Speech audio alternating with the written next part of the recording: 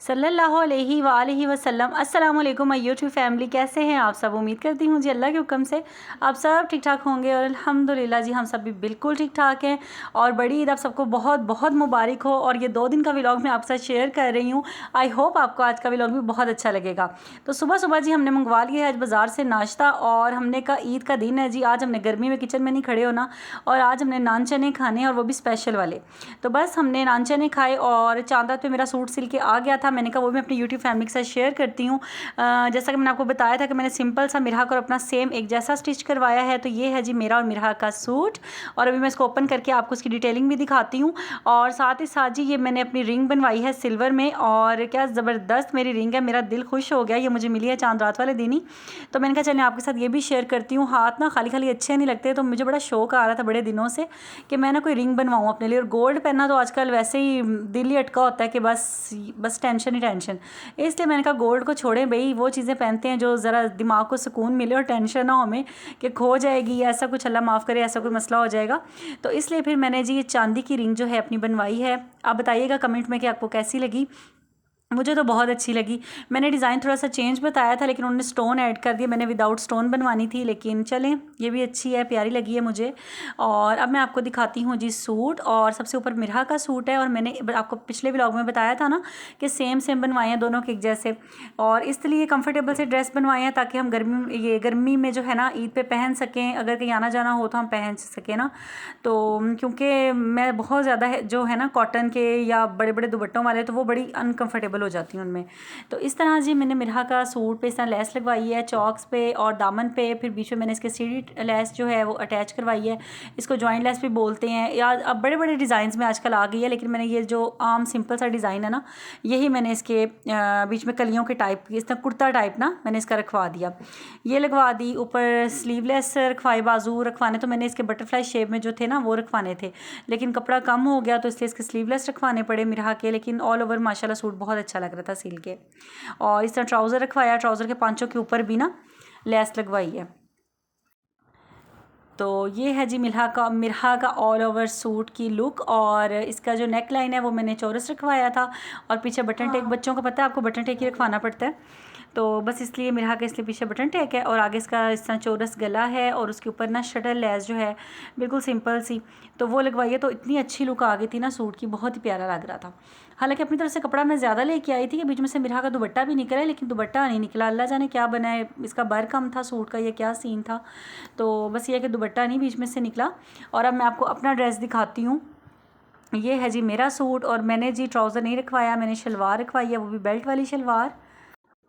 तो ये है जी बेल्ट वाली शलवार, ओपन करके मैं आपको दिखाती हूँ। और मैंने अपने पांचों के ऊपर भी जो है ना इस तरह से लेस लगवाई है ऊपर की तरफ रखवा के, और बहुत ही अच्छा लग रहा है ना इस तरह इसका कंट्रास्ट। और साथ इसके प्लेन दुपट्टा है, दुपट्टा रखना मैं इस पर भूल गई। इस पर मैंने ना ऑरेंज जो है ना वो दुपट्टा इस पर मैंने डाई करवाया है, प्योर का शिफॉन टाइप जो होता है वो वाला दुपट्टा।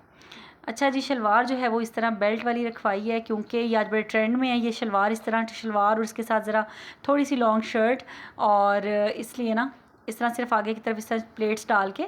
और ये ज़बरदस्त सी जो बेल्ट वाली शलवार है ना, इतनी प्रोमिनेंट नहीं हो रही क्योंकि वो प्रिंट ऐसा है। तो ये है कि ज़बरदस्त पहन के बड़ी अच्छी लुक आई थी। और इस तरह से ना इसमें प्लेट्स डली हुई हैं, 6 इस तरफ और 6 उस तरफ अपोजिट साइड पे, इस तरह करके इसमें प्लेट्स डली हुई हैं। और ये बेल्ट वाली शलवार है। इसके साथ अब मैं आपको शर्ट भी दिखाती हूँ कि शर्ट की डिज़ाइनिंग कैसी करवाई है। और ये है जी शर्ट, और क्या ज़बरदस्त इसकी लुक, और छोटा छोटा सा प्रिंट है ना, तो बस बड़ा अच्छा लगा मुझे। और अगर लाइनिंग में प्रिंट हो तो मुझे और ज़्यादा अच्छा लगता है। और इसके बाजू देखिए कितने मज़ेदार से बने हैं। और इस तरह मैंने बिल्कुल बारीक वाला लास्टिक लेके ना खुद ही दिया था दर्जन को, तो वो इस तरह करके ना मैंने उसको कहा था बिल्कुल बारीक वाला लास्टिक जो होता है ना, बिल्कुल आधे इंच का, बल्कि आधे इंच से भी कम में था, वो लगाया ताकि उससे ना अनकंफर्टेबल ना फील हो, और जब पहनो तो टेंशन ना हो। क्योंकि अगर चौड़ा वाला लास्टिक लगवा लो ना फिर वो भी तंग करता है। और कुर्ता स्टाइल में थोड़ी सी लूज़ भी मैंने रखवाई है, और इसकी नेक लाइन जो है ये ऐसे चौरस में ही रखवाई है, फ्रंट बैक दोनों इसकी सेम एज इट इज़। और इस पर भी इस तरह ही लेस लगवाई है। बैक पे तो मैंने लेस लगाने का नहीं कहा था, लेकिन बस कुछ ना कुछ तो करना होता है। अगर आपके कपड़े जो है एंड टाइम पे आप देंगे ना सिलने के लिए, तो कोई ना कोई उसमें ना ब्लंडर ना होना होता है। तो बस ये है कि मुझे नेकलाइन की काफ़ी ब्रॉड लग रही थी। अब इसका कोई हल मैं ख़ुद ही करूँगी। और चलें जी, ये तो था चाँद रात का व्लॉग। मैंने आपके लिए थोड़ा सा क्लिप बनाया था अपने ड्रेस का। और यहाँ पे हम ईद के फर्स्ट डे हम लोग घर पे बैठे बैठे आगे तंग, तो हमने कहा चले चलते हैं जी नहर पे, क्योंकि गर्मी शदीद इंतहा की गर्मी हुई थी आज। तो बस बच्चों को लेके हम और हसन की खुशी का आलम देखे और मिरहा की। तो बस हम लोग आगे नहर पे, और रास्ते में से हमने लिए नान पकोड़े और साथ इमली की चटनी। अभी हम ये भी खाएंगे। और यहाँ पे बच्चे माशाल्लाह बहुत खुश, और नहर का पानी भी बड़ा साफ़ सुथरा था। और मैंने सोचा था कि शायद हम लोग ही होंगे अनोखे, ये जा रहे होंगे और तो वहाँ पे कोई होगा नहीं।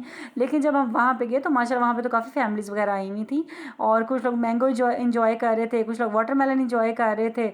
और हम जो है ना, बस हमने तो करना रोटी रोटी रोटी बस।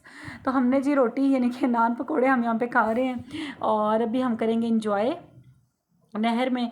और बड़ा मज़ा आया हमें यहाँ पे। हमने 1-2 घंटे यहाँ पे आराम से मज़े से इंजॉय किया। और फिर घर जाके हमने बनाने हैं आज चपली कबाब, वो मैं आपसे शेयर करूँगी। और यहाँ पे देखें मग भी हम लेके आए हैं ना, देसी लोग हैं हम, देसी। हेलो